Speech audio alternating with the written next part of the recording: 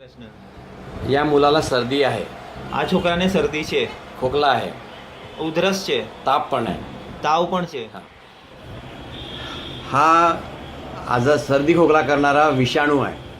આ શરદીને ઉધરસ કરવાવાળા કીટાણુ છે. हा याला इंग्रजीत व्हायरस म्हणतात. આને ઇંગ્લિશમાં વાયરસ કહે છે. हा आपण याला विषाणू म्हणूया. આપણે એને વિષ કહેશું. एका खूप लहान हा खूप लहान असतो. આ એકદમ નાનું હોય છે.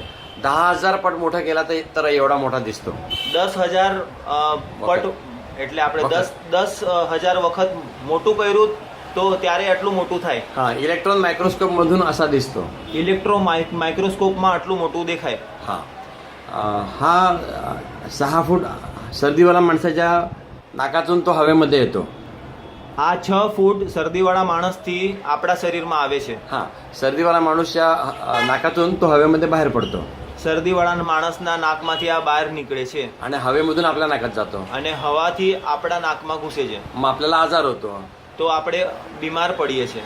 हा मारायचा औषध नाही. આને મારવા માટે કંઈ દવા નથી. हा पण ताप येतो, પણ તાવ આવે છે. આપણને थोडा ताप आला થોડોક તાવ આવે तर 100 पट लवकर मरतो તો 1000 વખત 100 વખત વહેલા મરી જાય છે. आणि जास्त ताप आला तर અને વધારે તાવ આવ્યો 1,00,000 पट लवकर मरतो તો લાખ ગુણા મરી જાય છે જલ્દી.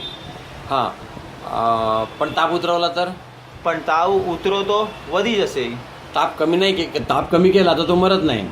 તાવ ઓછો થયો તો આ મરશે નહીં. हा आणि तो दर 20 मिनिटाला दुप्पट होतो. અને દર 20 મિનિટે આ વધી જાય છે. ડબલ म्हणजे सकाळी 1 असेल तर संध्याकाळी 1 कोटी होतो. સવારે 1 હોય છે તો સંધ્યાકાળ સુધીમાં 1 करोड 1 કરોડ થઈ જાય છે. आणि असं मग 20 मिनिटांनी 2 करोड, 20 મિનિટમાં 2 કરોડ થઈ જાય. अजून 20 मिनिटांनी 4 करोड, હજી 20 મિનિટમાં 4 કરોડ, अजून 20 मिनिटांनी 8 करोड.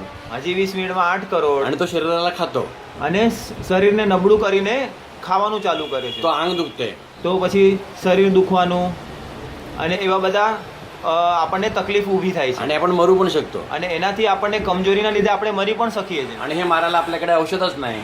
અને આ મારવા માટે હજી સુધી ઔષધ આપણી આગળ નથી હોતી અને ડોક્ટરને ખબર નથી હોતી.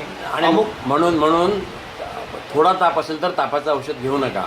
અને આપણને થોડોક તાવ હોય ને તો આપણે દવા ન લેવી. हा ताप अंगावर काढा.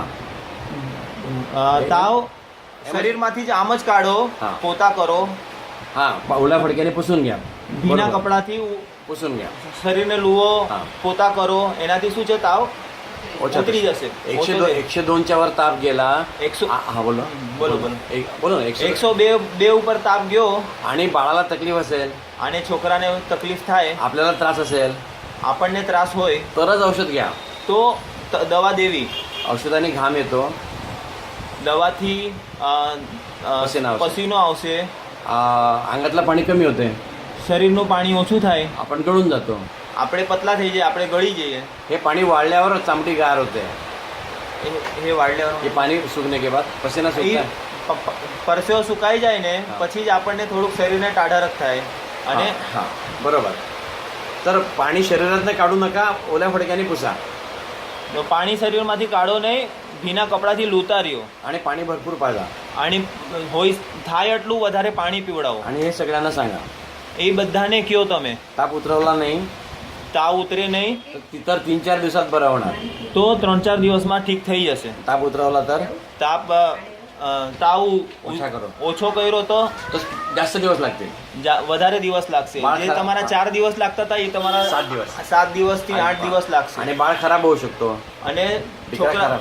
છોકરાને खराब हो सकता है. છોકરો બીમાર થઈને વધારે એની હાલત ખરાબ થઈ શકે છે. દીકરો મરી પણ શકે છે. હા હું પણ મરી શકું છું. હા તો દયા કરી. તો દયા કરી. ઓછા તાવ હોય તો ઓછા તાવ હોય તો તાવની દવા ન લો. બહારની દવા ન લ્યો. म्हणजे थोडा ताप असेल तर औषध घेऊ नका, अंगावर काढा. आणि ઓછો તાવ હોય, 102 કરતા ઓછો તાવ હોય તો શરીરમાં પોતા કરી અને છોકરાને દવા ન દેવી. आणि हे सगळ्यांना सांगा. અને એ બધાને કયો हा सर्दीवाल्यापासून 6 फूट दूर राहा. શરદીવાળા પાસેથી 6 ફૂટ દૂર રહ્યો. म्हणजे एक माणूस 6 फूटचा असतो, तो एक माणूस दूर राहा. એક માણસ 6 ફૂટનો હોય છે, એ 6 ફૂટના હિસાબે આપણે લાંબુ રહેવાનું. હા म्हणजे मग सर्दी होणार नाही એટલે શરદી થાય નહીં એવી તમને વિનંતી. आणि तब्येत चांगली राहील. आणि એની તબિયત સારી રહેશે. आजारी मुलाला शाळेत पाठवू नका. બીમાર દીકરાઓને બીમાર છોકરાઓને કે છોકરીઓને સ્કૂલમાં ન મોકલાવો, આટલા દિવસ ઘરમાં રાખવું. तुम्ही आपण आजारी घराबाहेर जाऊ नये. અને છોકરાઓ બીમાર હોય તો આપણે પણ ઘરમાં રહેવું જોઈએ, બહાર ન જવું આપણે. आणि बाळाची सेवा करा. અને છોકરાઓની સેવા કરો. बाळ आजारी असेल तर तुम्ही सुट्टी घेऊन बाळाची सेवा करा.